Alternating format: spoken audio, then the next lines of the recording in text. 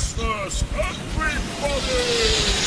Merry Cinemas 2025 Christmas movies for the entire month of December. Not our only content, but we do a lot of Christmas movies. It's December. Welcome back to the podcast by AKAPAD. World champion Bill Goldberg is one hell. He is world champion. I love his comeback too, by the way, guys. Even when he beat Bray Wyatt, I don't care. I always love Goldberg. I know he's a couple of choppy ending matches at the end with him and Undertaker, but I guess maybe a lot of you guys don't know how well I have the knowledge of the professional wrestling.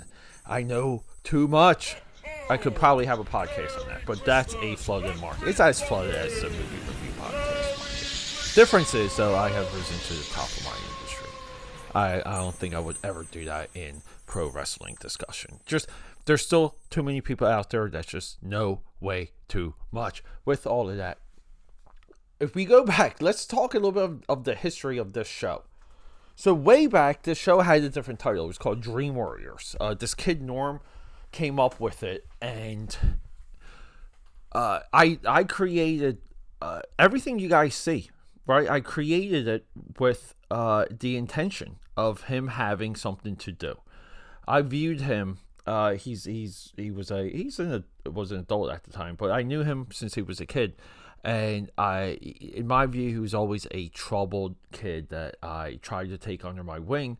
And when you do this in life, you hope that people pick up attributes. And sure, a little bit of a big brother to him, but more of a mentor, and try to do things with this dude. So I knew him long enough to where he got a wife, got a house, and there was some things with that. I think that was like part of our rift. He just didn't seem into some of my opinions about some of that stuff, and no regrets on my end, because you should be vocal to the people you care about. And you shouldn't try. Some of it might be hurtful, and it's fine if some of it even comes out. But you should also move on and forget that stuff relatively early on, and don't hold on to it when you know people are legit trying to help, and they have no interest rather than helping you. Because when you're a mentor and you take someone underneath your wing, you have a little bit of that big brother relationship. They don't add anything on your end, like you add to them.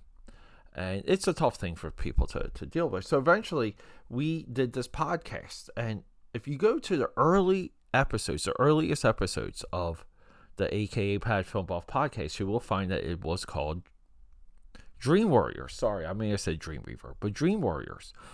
The title of the Nightmare Before Elm Street, the third one. Even one year for Christmas, I got him the vinyl of the Dream Warriors soundtrack. As just a symbol that we were going to continue this, and we're dedicated. Every time I do that, by the way, it seems to backfire. If you go to the earliest episodes of this show, you will find a conversation about this movie. And there's two things to echo in that. This movie has been on my list to bring to you guys since the beginning of this show. And every single year, it comes and goes. And I say, wait till next Christmas. And here's the amazing thing. I know many of you are getting this episode, Saint of Slay 2005, after Christmas.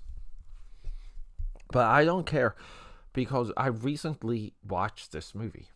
Written and directed by David Steinman. He's a little bit of the alumni, the class of Brett Ratner, Mr. Rush Hour, Mr. Dating Models, and Mr. Rat Pack, right? We know Brett Ratner. We like Brett Ratner, guys. No cap.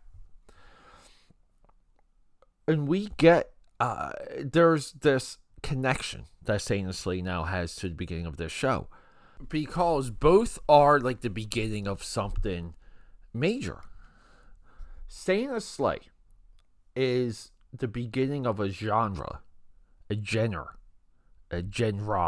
that a lot of people don't realize exists, and we will do a separate episode on this. And already on this podcast, we have discussed these wonderful movies that stemmed out of Santa's Sleigh. Krampus, Fat Man, Violent Night. All of these movies we gleefully loved. These movies put the idea in your head that we can do more with the mythology around Santa Claus, or the real history and the real lore, or the real religious aspects. Santa Claus is up for grabs, and it all started here. It started with Bill Goldberg, champion, portraying a satanic Santa Claus. And him in his full, like, German, I believe he's German in this one too. His whole garb in the beginning of this in this movie, his hat, everything, his reindeer, they're like these giant white buffaloes. They're just awesome looking. This is a insanely low budget movie that has a fantastic costume, great design work.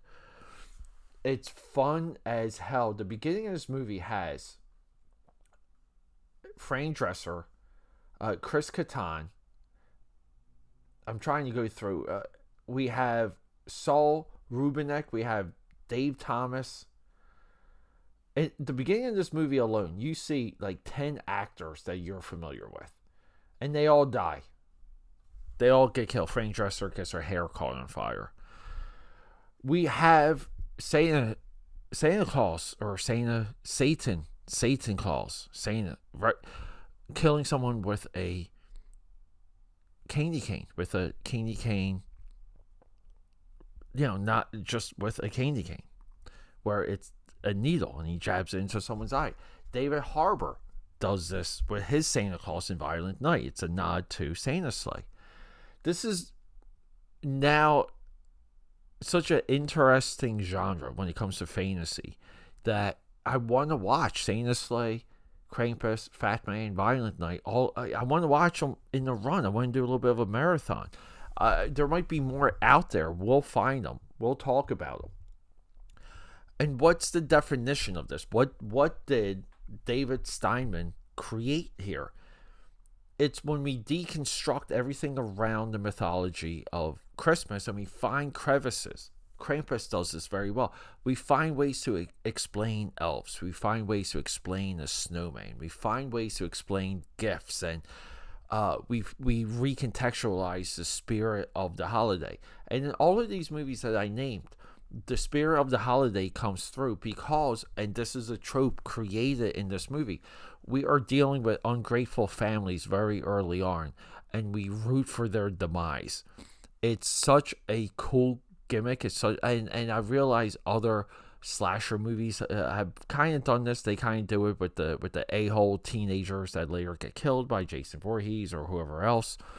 I get it, like self-absorbed individuals. But when we wrap that trope around the season of Christmas, it becomes something else, and becomes something that I believe cannot be obtained unless we're leaning into all of the mythology, lore, religious aspects, and truth about Christmas. There's a lot of truth in a lot of these stories.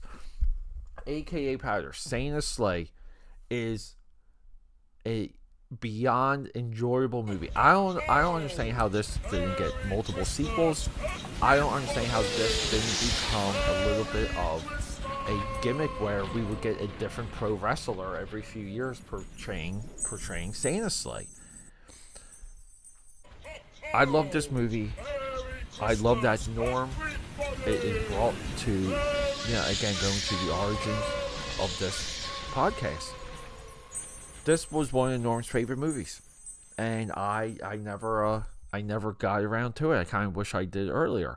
Norm always had a good sense and a good taste for this type of film. I believe this is as far as his vernacular could go. Can't think deeply about some movies. Can't get good insight into some of these bigger, better, more dramatic or more humanistic movies. This was his lane. Santa's Sleigh, Critters, Freddy, which is fine. I thought that's why he was a good contrast too for some of those episodes. So yeah, this one does go out to Norm. I'm pretty sure he still listens. All my haters listen. Right, guys? Merry Christmas. by the way. Happy New Year. Sainously 2005. Check it out. Okay, that's a wrap.